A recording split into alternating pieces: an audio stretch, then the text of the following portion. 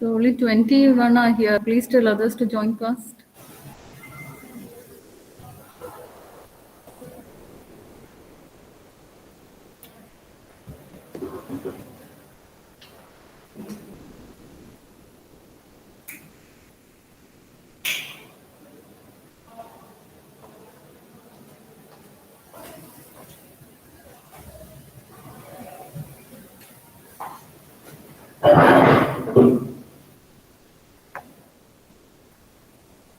Okay, let me share my screen now.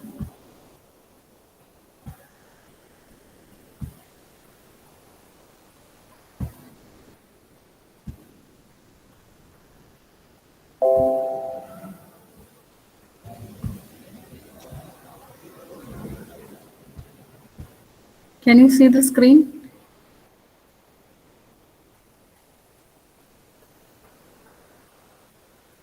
Hello?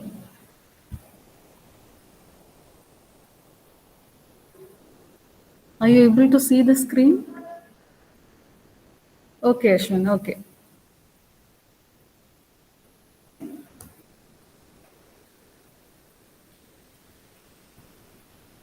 So we'll start. Only 39 are here. Please inform others to join soon. I'll be taking attendance. The attendance will be counted along with regular attendance, okay? So, do you remember where we stopped last class? We were discussing about the structure of a report, isn't it?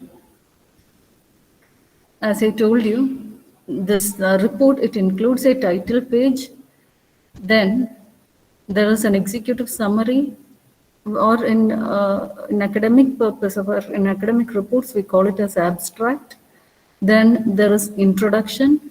Then you design or you propose your methodology, that is the method that you are going to use to implement your work.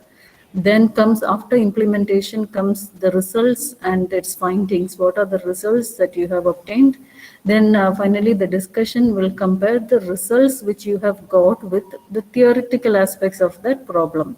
And then finally we conclude about what we proposed, whether we had achieved our goal or not.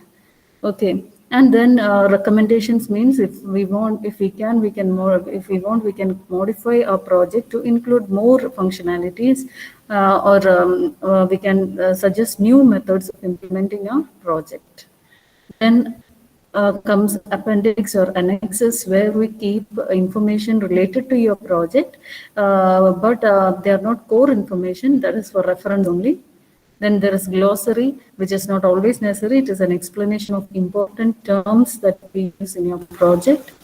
Then comes bibliography, and in bibliography, in academic works, bibliography is also referred to as references. So it is references, it includes references to books or journals, and that will be arranged in alphabetical order by author's name. And this reference should include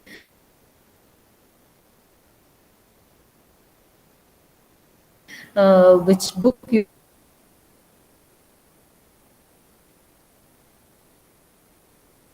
you're taking.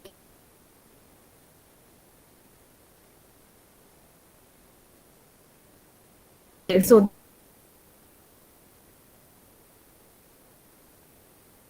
that was the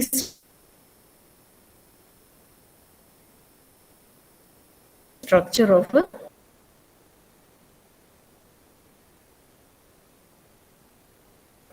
report. Is it clear?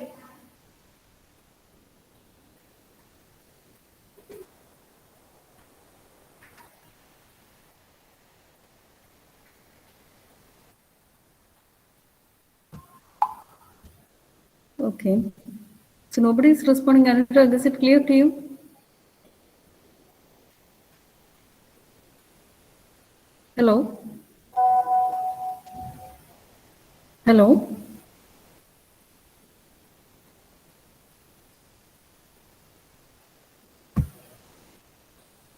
Where is Abhiram? Akarsh? Are you not able to hear me? Is it not clear? Hello? Okay, so some network issues are there here. I think the net is fluctuating.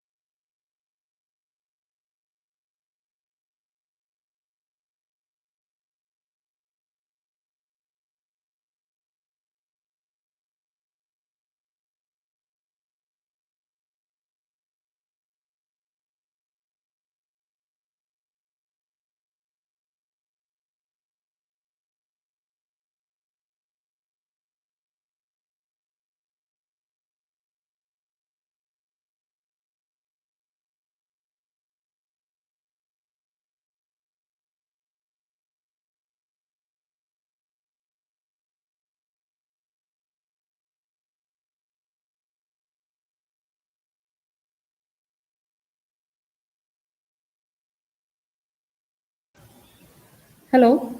Can you hear me now? Hello? Okay, Ashwin. Okay, Anurag. Okay. So 1 minute, please.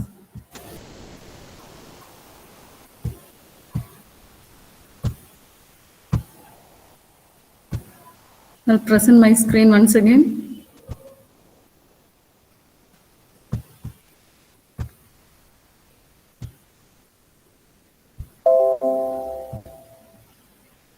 Can you see the screen? Hello, can you see the screen? Okay, Ashwin. Okay. Thank you.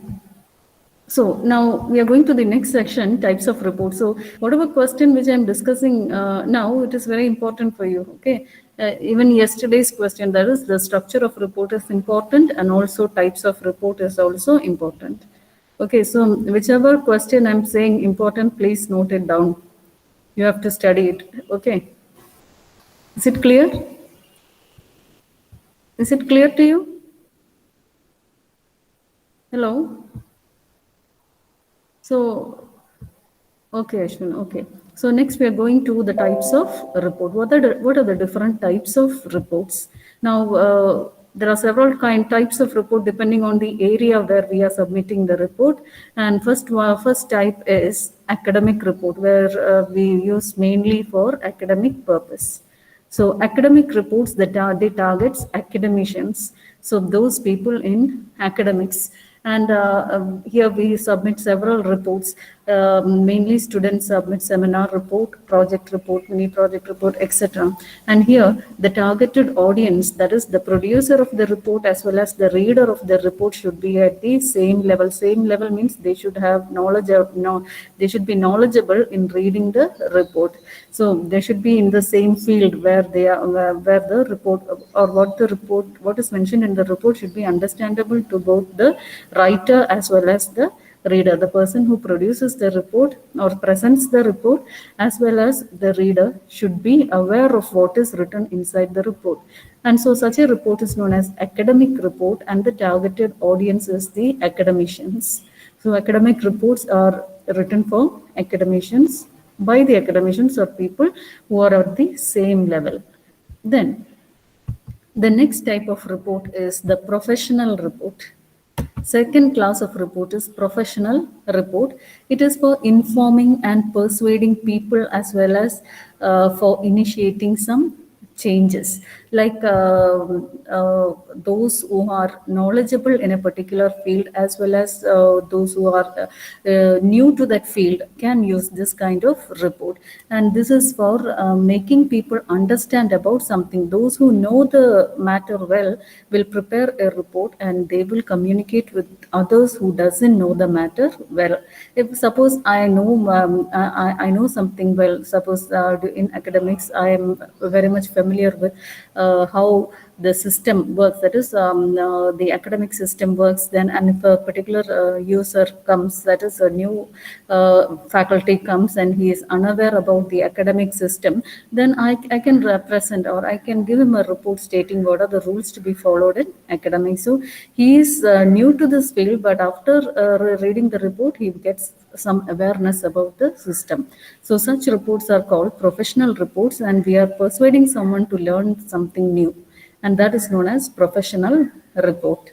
Then next is formal report. Now formal report, it collects and interprets data and then they report some information, something in an organization, some offices. If the supervisor asks their subordinates to study any problem and give him a report, then such reports are called formal reports. They will collect data about the problem and then they will interpret the data and submit the report. So general reports submitted in organizations, they are all formal reports. So that is given by their supervisors to subordinates or their managers to their supervisors, etc. And such reports they mainly deal with collection of information and interpretation of data. So that report is known as formal report. A report that deals with collection of data and interpretation of data is known as formal report. Is it clear? Is it clear to you? Hello? Okay. So next is technical and special reports. Technical reports, as we know in industries, we deal with machines and all. And so in order to report something related to the working of some machines, etc., we write the technical reports. Suppose there are some technical faults in a system, then we have to report it to the supervisor. So in such a case, what is the malfunction or why is it malfunctioning? The details about the faults, etc., will be written as a report and will be submitted to their supervisors. And such a report is known as technical report. And if it is in industries, they deal with machines. If it is in insurance companies, they deal with insurance policies, etc. Accidents are related to their area, they submit their report.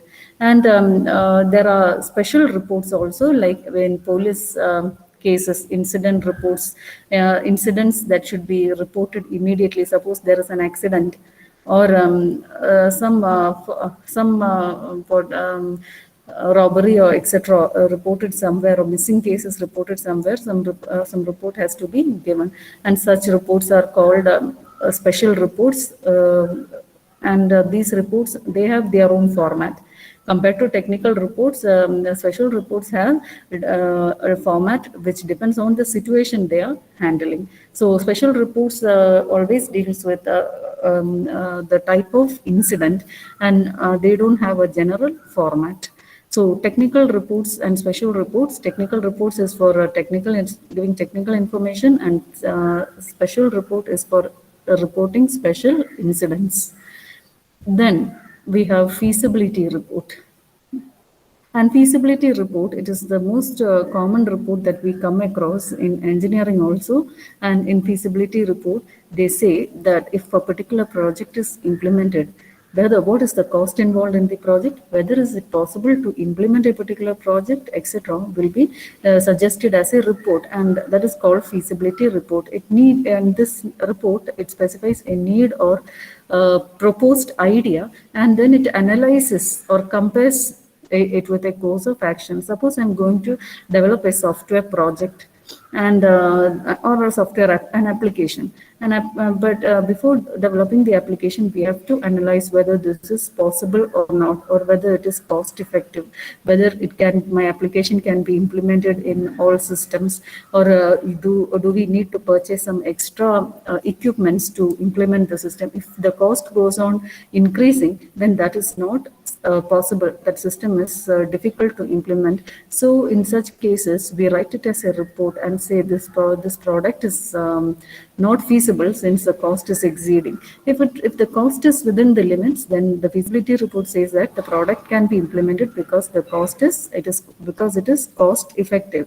And such reports are called feasibility reports. So they analyze the situation and compares it. After analyzing, they compare and then find out some recommendations whether to implement that is whether to continue implementing the product or not. That is to continue a course of action, whether we can continue with our actions, that is to implement the product or not. And such reports are called feasibility reports. So these are the 5 different kinds of reports we come across in different areas. That is academic reports, professional reports, formal reports, technical and special reports, and feasibility report. Okay, some of the different kinds of reports. Then, is it clear to you? Is it clear to you? So what are the different, can you name the different kinds of report? What are the different kinds of reports?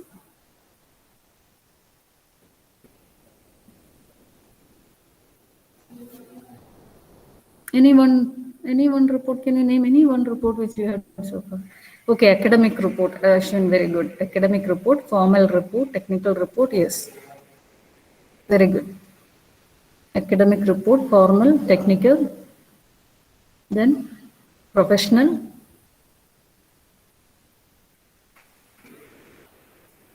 and last one, feasibility report. Feasible means whether implementing something is possible or not.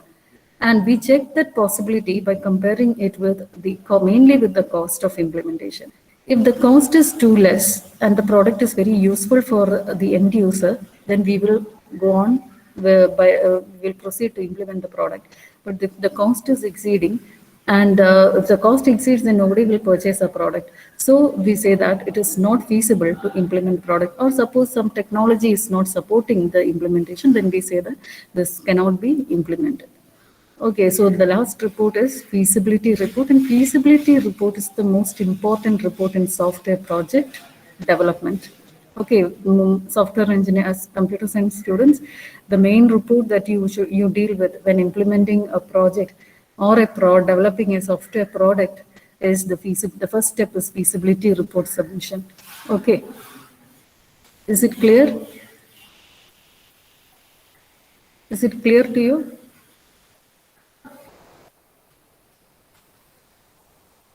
Okay. Okay, Anurag. So that was about report. So we studied two things about a report. One was the structure of a report, and second is the types of reports. And I think when we discussed about the structure of the report, we had come across references, isn't it? References and bibliography. And actually, these two terms are in academic areas we use it synonymously. That is, you can use references instead of bibliography. So this references, it is the list included at the last page, and it is double spaced.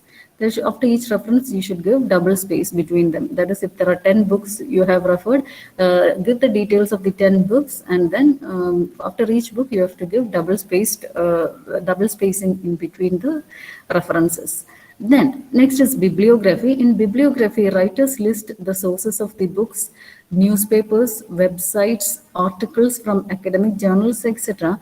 And the researchers in research area, bibliography can be referred to as references also. Researchers often use it. They either use the term bibliography or they use the term references. Another term that is used is works cited. So instead of giving references as a heading, you can either give bibliography or you can use the word works cited. But the common word that is common, two words commonly used is bibliography and references. And in academics, usually we keep the term references. Okay. And this references, it should include the authors, as I said earlier, it should include author's name, the title of work, the publisher, etc., the date of publishing, etc. Entire details about the book should be there.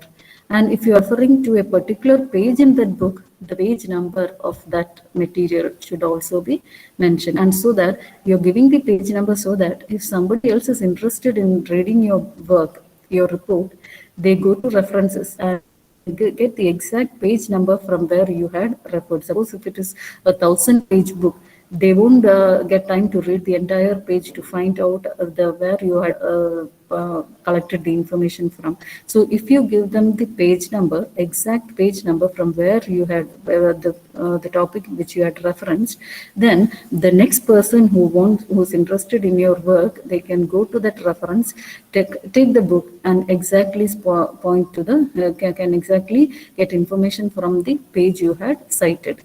So giving accurate information is very important in while writing a report. Is it clear? Is it clear to you?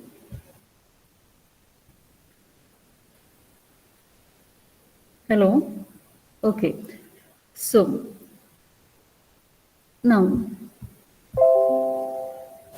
next is, now we said bibliography or references, we can use the same term in academics, and let us see what are the different types of bibliography. Now, bibliography can be either enumerative bibliography or it can be analytical bibliography, or another one is annotated bibliography. So there are three types of bibliography. One is enumerative bibliography, second one is analytical bibliography, and the third one is annotated bibliography. Okay, so there are three types of bibliographies. Which are the three types? Did you get the names? Did you get the names? There are three types of bibliographies, or I can say there are three types of references. What are those?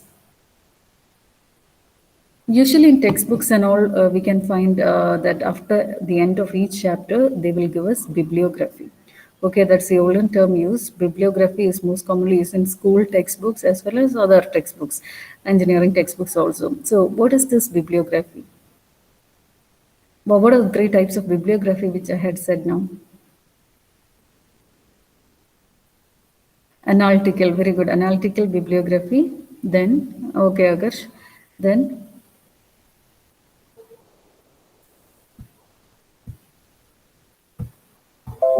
forgot the rest. Okay, enumeration. Enumeration means there is a specific order for giving the references in bibliography. That is, it lists the references based on some specific arrangement. Okay, there is some specific arrangement. You are not giving it at random. If suppose you had referred 10 books, and if the first book you're giving at random, second again at random, then that doesn't form an enumerative bibliography.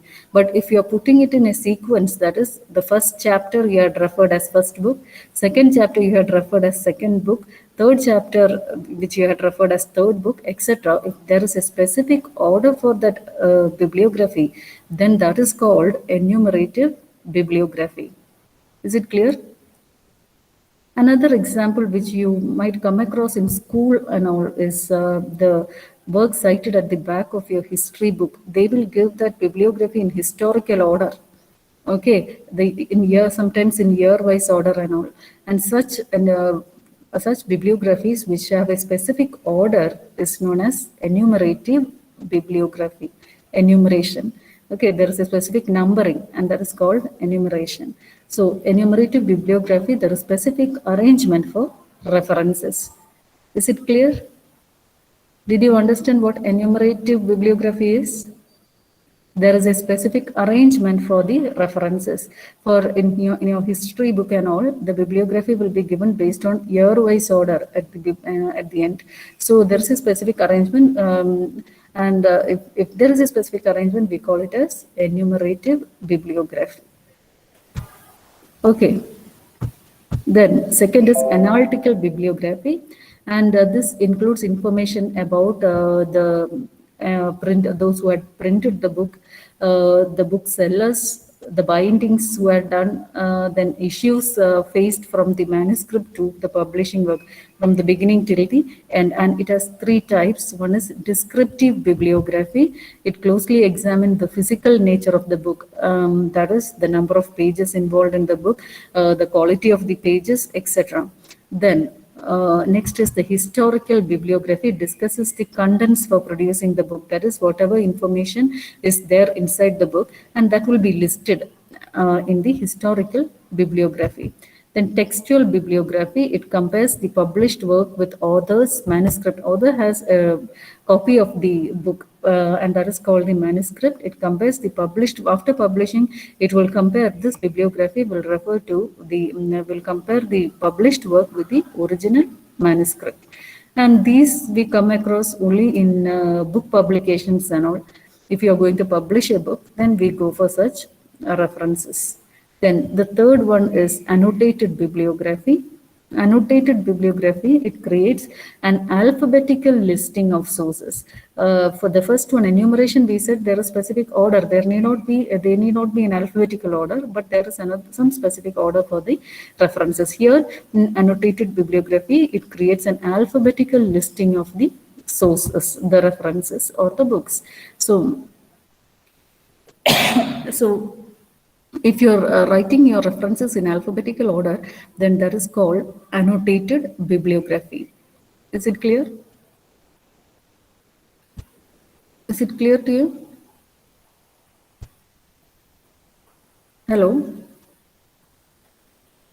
So first one is enumerated bibliography, that there is specific arrangement for the bibliography. It can be some sequence of events or some specific order the author might follow to write the bibliography. Then next is analytical bibliography, which analyzes the entire book and gives information about the book in the bibliography, like how the book, who had published the book, and the quality of the book, etc. will be stated in the bibliography. And then the third one is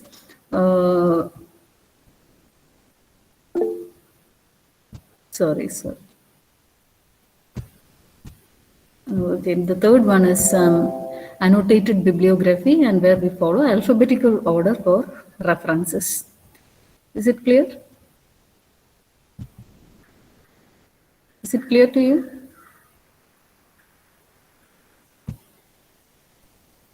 Hello? So we had discussed about the structure of a report, then we discussed about the types of report, and then we discussed about bibliography and its different types.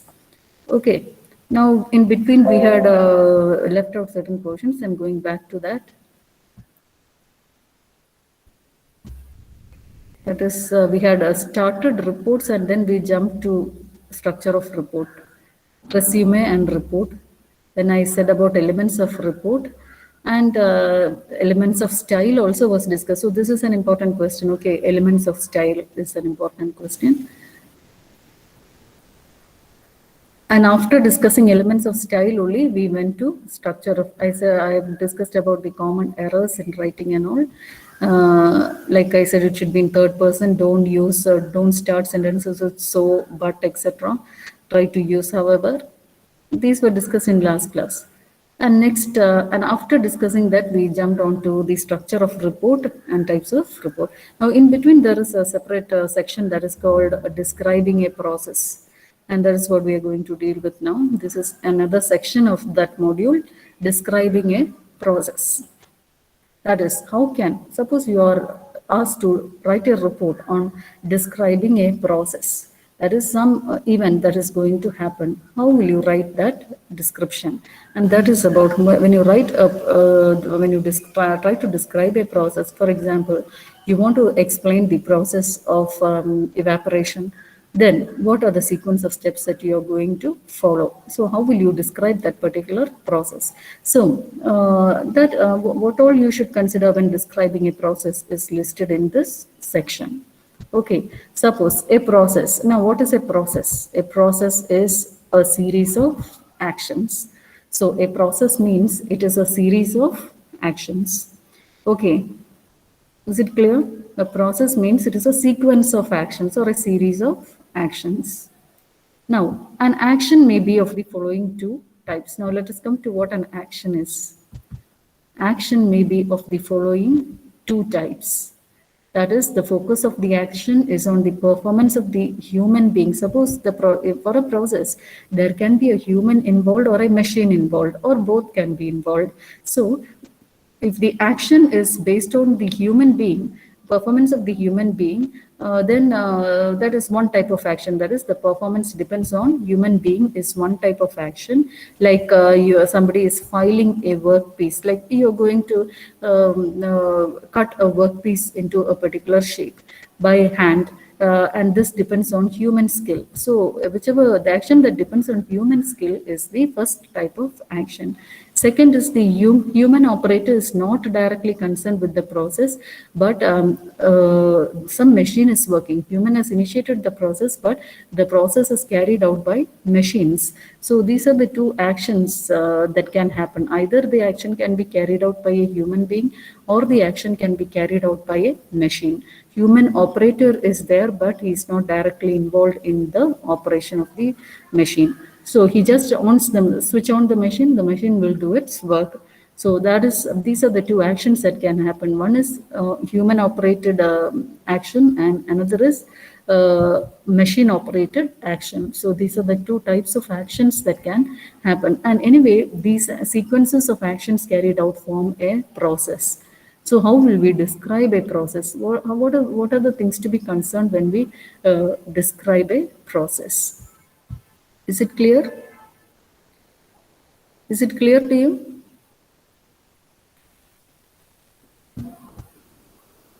So what is a process? What is a process?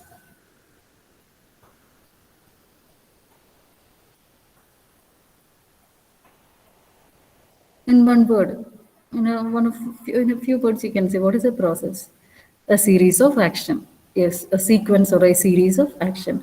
Now, next we are going to what action is. I said there are two types of action. What are the two types of actions? What are the two types of actions?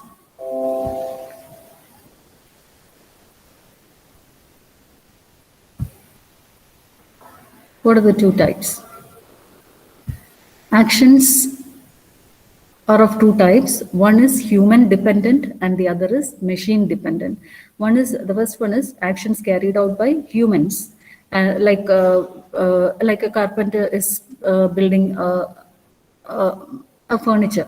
Okay, so he is doing it manually, and so that action depends on the human being. Another is a machine operated. Okay, So the human is indirectly involved. He's present there. He must switch on the machine for the machine to work. So he's indirectly involved in it, but the machine does the entire sequence of actions.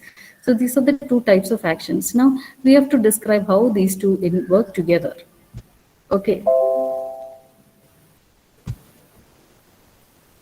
So now, problems in describing a process. Now, whenever we want to describe somebody's action, whether it is human's action or a machine's action, what are the problems that we face in describing an action? That is, whenever we describe a process, the reader should be able to understand the process. You read textbooks to understand the working of a simple machine, isn't it? The person who had written the book should write it in such a way that the reader should be able to understand the working of that simple machine. So whenever we write a process or describe a process, the writers will be facing certain problems, and that problems is what is listed here. That is adaptation of the description to the reader. The reader should be able to adapt to the description, otherwise he will not understand anything. Then the overall organization, that is when you're describing a process, the first stage should be described first. And all then you should describe the second stage of working. Then comes the third stage, etc. And if you're missing out some of these stages, then the reader will not be able to get the flow of the process. Okay. And he will be confused and he will not understand the entire process. The organization of the process, the organization of the description is very important. Otherwise, reader will not be able to understand. Then use of illustration. Suppose it is a complicated process, then you can use illustrations, diagrams, or any animations, etc. can be used to describe the process. So when you're describing, all these deals with your technical writing only. That is, you're technically describing a process to someone. So what are the difficulties that you face in describing a process?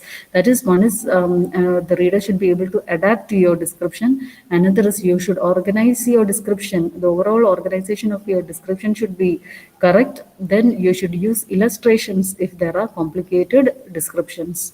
So now let us see how this process description is organized. There should be an introduction. Then you should describe the equipments and materials that you're going to use. Then you should give the step-by-step description of the action.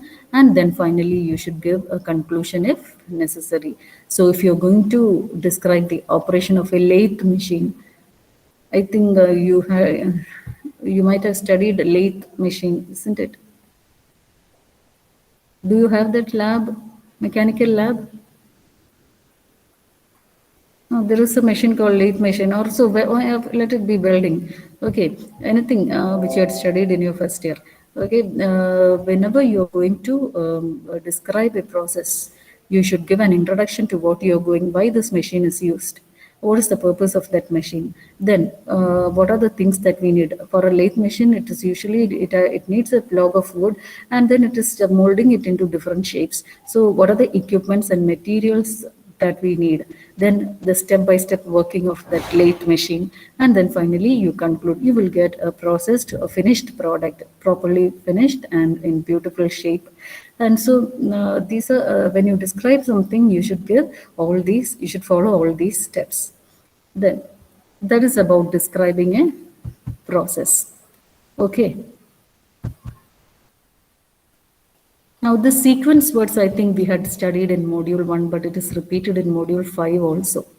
Sequence words is when you're writing, whether a report or a story or anything in technical writing or literary writing, sequence word give us a specific order for our sentences. That is, for example, when an event starts, we say, first I woke up, or today I went to school, yesterday I was not at home, etc. So this will give us an information about the time or a sequence in which the events are happening. So those words which describe this first, today, etc., or subsequently, next, etc., after, later, suddenly, everything gives us an information about the time of action. And such words are called sequence events. You know, you might have read short stories like in your childhood days. It starts with, long ago, there was a king, long ago, like that gives the time, that mentions the time in which that event had happened. So such words are called sequence words. So I think we had covered it earlier also. Okay, so when you write reports, we can use sequence words to properly align your text. So when a story ends, we use finally, etc., to mark the end of the story. Okay, so initially, finally, etc., can be used to show the beginning, end of, etc., of a story. So those words that show sequence in which an event occurs are called sequence words. Is it clear? Is it clear to you? Okay. Take your attendance, please.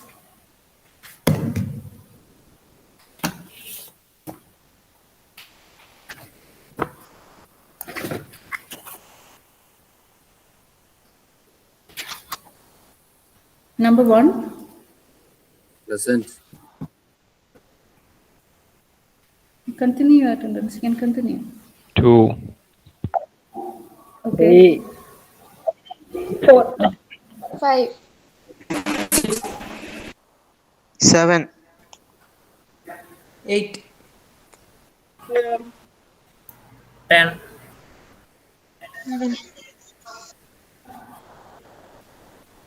11 present. 12. 12, 13, 14, 14. 15, 15. 15. Who's 15? Ashwin. Okay. Who's 14? Arunima. Arunima, did you say your attendance? 14. Yes, Parni. Okay. Okay. Then 16.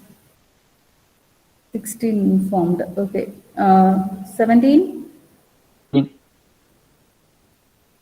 16. 17. Okay, Ashwin. 18, Next. Okay. 19, Okay. Okay. 21, Okay. 22, Okay. 23, Okay. 24, Okay. 25 present. 26. 26 absent. 27, Okay. 28. 28 absent. 30, Okay. Okay. 31, Okay. 32, Okay. 33, Okay. 34, Okay. 35, Okay. 36, Okay. 37, Okay. 38, Okay. 39. 39 absent. 40 present. 41. 41, 42, Okay. Okay. 43, Okay. 44, Okay. 45, Okay. 46, Okay. 47, Okay. 48, Okay. 49, Okay. 50 present. Okay. 51. 51. Number 51. Absent. 52. Okay. 53, Okay. 54, Okay. 55 present. 56. 56, Okay. Okay. 58, Okay. 59 absent. 60. Number 60. Vignesh absent. 61, absent. 62, 62. okay. 63, absent. Okay, you can log in at 10:40. Okay, I will be taking till 12, 20 minutes more. Okay, is it clear? Now it's 11:27. After 10 minutes, 37. You log in by 11:40. Okay, is it clear? Is it clear to you? Okay, by 11:40, log in once again. I'll be taking class for 20 minutes only. Like 12 o'clock, I will leave it. Okay. Is it clear? Please inform others also, okay? Those who have heard it.